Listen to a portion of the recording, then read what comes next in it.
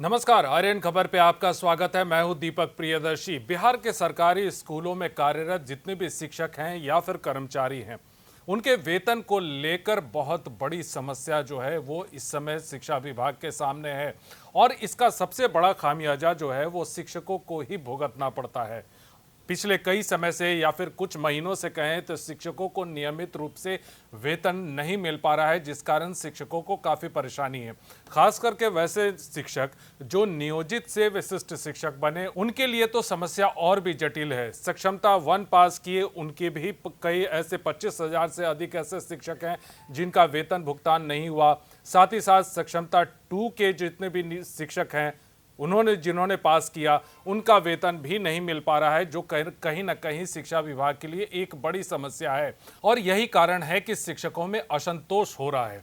अब शिक्षा विभाग इस पर जागा है और शिक्षा विभाग ने एक नई पहल शुरू की है, एक नया कदम उठाया है और नए कदम के तहत यह है कि अब जितने भी शिक्षक हैं उन्हें अपने वेतन या फिर कहें बकाया जो राशि है उसके लिए, चाहे पेंशन के लिए, उन्हें जिला कार्यालयों में चक्कर लगाना पड़ता था और इस कारण और वहां जितने भी कर्मचारी हैं वो शिक्षकों से सही व्यवहार नहीं करते थे। कई बार तो तू तड़ाक की भाषा का भी इस्तेमाल जो है वो शिक्षकों के साथ किया गया और ये शिकायतें जो हैं लगातार शिक्षा विभाग के पास, अपर मुख्य सचिव एस सिद्धार्थ के पास पहुंच रही थी। अब शिक्षा विभाग ने एक नया फैसला किया है कि अब नोडल अधिकारी को नियुक्त किया है। नोडल अधिकारी का काम है कि वो तमाम जितने भी शिक्षकों का वेतन है, बकाया राशि है या फिर जितने भी पेंशन से रिलेटेड जितनी भी चीजें हैं जिनको लेकर उन्हें जिला शिक्षा कार्यालय के चक्कर लगाना पड़ता था, अब उनसे मुक्ति दिलाने की कोशिश की जाएगी। यानी कि नोडल अधिकारी अब इसके लिए रिस्पॉन्सिबल होंगे। देखिए, लगातार जो शिक्षकों की शिकायतें हैं पत्र के माध्यम से या फिर दूसरे अन्य माध्यमों से अपर मुख्य सचिव तक पहुंचती है और उसके बाद अपर मुख्य सचिव ने यह फैसला किया है।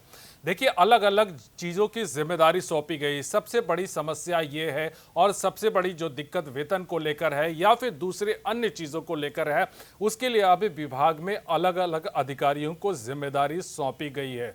लेकिन सबसे बड़ा सवाल यह है कि जिन चीज़ों को लेकर आज ये कदम उठाए जा रहे हैं, क्या ये पहले अगर उठाए गए होते तो शायद आज इसकी नौबत नहीं आती। यानी अगर शिक्षा विभाग शिक्षकों के वेतन, बकाया राशि या पेंशन को लेकर पहले से ही चौकस होता तो क्या इसकी नौबत आती, ये एक बड़ा सवाल है। लेकिन अब शिक्षा विभाग ने एक फैसला किया है और उस फैसले को अमल में लाने की कोशिश की जा रही है। लेकिन ये चीज़ें इससे पहले भी कई बार ऐसे शिक्षा विभाग ने पहल की, लेकिन कहीं ना कहीं एक विभागीय जिसे जंजाल के कारण, दांव पेच के कारण जो है वो सारी चीज़ें उलझ कर रह जाती हैं। अब नोडल अधिकारी की नियुक्ति हुई है। क्या ये नोडल अधिकारी शिक्षकों की सारी समस्याओं का समाधान कर पाएंगे? जो अधिकारी होंगे वो शिक्षकों की इन समस्याओं का, जितनी भी समस्याएं हैं, वेतन, बकाया राशि, पेंशन या फिर स्कूलों में जो भी समस्याएं आती हैं, उन तमाम समस्याओं को लेकर क्या नोडल अधिकारी तमाम चीज़ों का निपटारा वो कर पाएंगे? ये एक बड़ा सवाल है और इन्हीं सवालों के बीच सरकार ने यह फैसला किया है।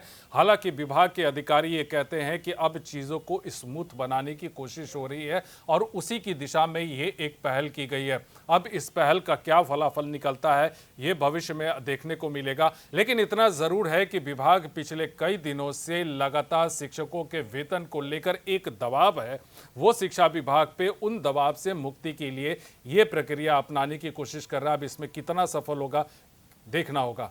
फिलहाल इस वीडियो को देखने के लिए धन्यवाद।